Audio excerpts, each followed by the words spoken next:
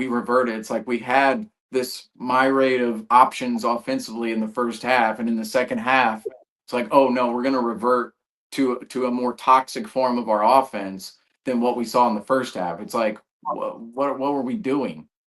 Well, I'm happy you said that because we have the shot distribution between the first half and the second half, and I if we could, can we please throw it up on the screen?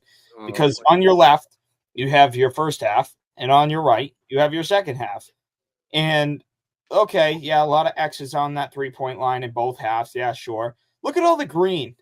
Look at where all the green is coming from. It's on the left in the first half, all in the paint. The Celtics shot 51%, a minus 31% was shot in the second half. Minus 31%.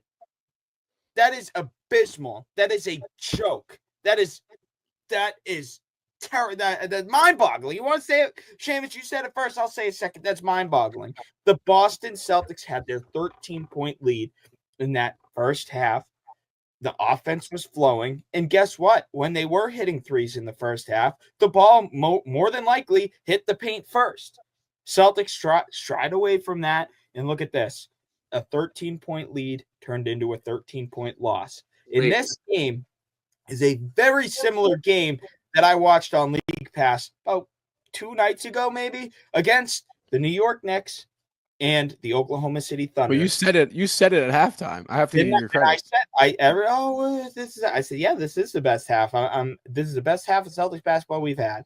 I'm not calling us the New York Knicks, but at the same time, the New York Knicks also led by 12 at half. And guess what? They also lost by double digits. And that same thing happened tonight. The same thing happened tonight. And I was watching this game in the second half, and I was saying to myself, we're actually playing worse than the New York Knicks did in this game, yet we're only down 6 points. We're only down 2 possessions, and we're playing terrible. Offensively, we were playing terrible. Defensively, the Celtics were getting stops. The Celtics, the only thing defensively that killed them tonight, that absolutely killed them, was in that second half when they were allowing second chance opportunities. They weren't grabbing that defensive rebound. That led to second chance opportunities. I get it. The Thunder, maybe not turnovers. They're 20th. Yeah, to turnovers too, a bit just terrible. But 20th in 3-point percentage this year are the Oklahoma City Thunder. So one of the bottom tier teams from behind the arc. Yet you get those open looks, fellas. They're going to start falling eventually. Lou Dort hit a pair of threes late in this game that really put this game out of reach for the Boston Celtics. So I do want to, as much as you guys know how much I love to credit the Oklahoma City Thunder tonight, it's clear as day when you put up those two shot charts from the first half and the second half. It's clear as day the Celtics went away from what was working. And it's not like, look at this. It's not even like, okay, we at least went to the paint and we missed a lot. No, there aren't even a lot of there's not even a lot of shot attempts in that second half in the paint. You have a few mid-range attempts, but you have nothing going on in the paint, and quite everything is around that perimeter. And that just can't happen on a night where you're playing so well. In a night where you're not shooting the ball well, you cannot just keep shooting threes. That can't happen.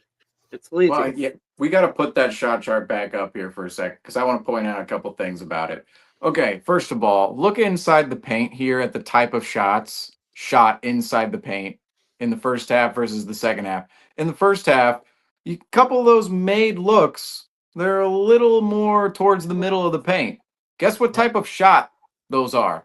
Those shots are floaters. Those are those open floaters where you're making Oklahoma City decide. You're coming downhill off the pick and roll most of the time, and you're going, look at this. Okay, I'm coming downhill off the pick and roll. I have the guy at my hip, right? I have my defender, my opponent at my hip. And basically you're splitting two between, you have a guy in the dunker spot or you have a guy rolling, and you're making a guy like Isaiah Hartenstein decide, am I going to cover the roll man and Kristaps Porzingis here? Am I going to cover the dunker spot and Luke Cornett? Or am I going to go up and challenge Jaylen Brown? Am I going to go up and challenge Jason Tatum? Am I going to go challenge Derek White? And ultimately, that's the Celtics playing on the pick and roll, going downhill, finding that floater, finding those buckets at the rim for their big man. Yet in the second half, look at where all the shots are from inside the paint.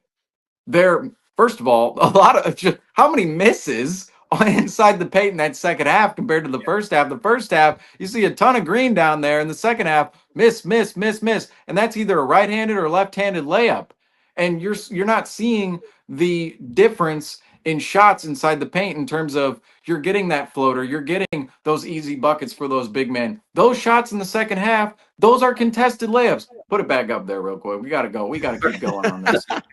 Those shots in the second half are contested layups. The shots inside the paint in the second half are contested layups. The shots inside the paint in the first half are opportunities in which you're getting easily, whether it's a floater, it's a less contested layup because, oh, you're putting one defender in between two players and making him decide and split two players to where it's less contested on the layup, or you're throwing a lob or throwing a pass to the guy in the dunker spot and he's finishing, and that's going to be a less contested shot too. So the contests are completely different between the first and second half. That's what I'll point out there and why the misses and makes are there. But look at the 3-point shooting as well between the two halves.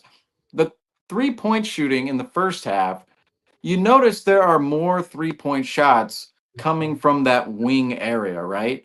And yes, there's some 3-point shots on the wing in the second half, but they're more consolidated towards the top of the key, right? They're more consolidated up near the top of the key. They're not as spread out towards the wing. Well, those 3-point shots in the first half from the wing, those were coming off actions in which the Celtics were penetrating the paint, collapsing the defense, and swinging it out to the corner or swinging it out to the wing.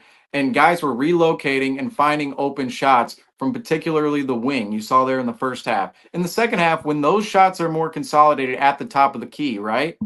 Those are shots in which guys are dribbling up and shooting or touching the ball once off of one pass from the top of the key and just jacking a three. And I understand that people, too, we've had this conversation a million times. People are tired of the Celtics doing what they did in the second half and putting up a shot chart like that in the second half, where the Celtics, a lot of their 3-point attempts are more consolidated at the top of the key, and there's a lot of misses. 3 of 24 in the second half. Now, you could say some of that was due to variance, but it's also the shot quality and shot selection. That's really what we're talking about here and what we've been talking about with the Celtics all season. We want the volume to be there, but the quality matters, and the quality in the second half, you can see it in this shot chart from both the paint and the perimeter, and it's sickening. It's sickening, quite frankly. It's quite frankly sickening. And there's not a big difference between how many makes, like 3-point makes, in between the first and second half. I mean, if you really think about it, right, in the shot chucking, like the Celtics shot wise were very similar first half, second half in terms of behind the arc, right? They weren't making a lot of threes in the first half, right? Like that should have never, as a mindset for that second half, that should have never been a thought. Like, oh, let's just shoot a bunch of, like, it wasn't working in the first half, and they just steered completely away from literally like, okay, this is what's working. Let's do the complete opposite. This is what's working, and this one isn't working. Let's do what's not working, because it's not like the 3-point shot was open and they were falling and they were like, no, like they weren't shooting great in that first half, and they just went that way. They're like, we're not shooting great. Let's keep doing it until we maybe make one. And let's take worse shots while doing it. How about that? Exactly. We'll take worse shots. The quality of the shot, exactly. So it was a complete and utter collapse in that second half.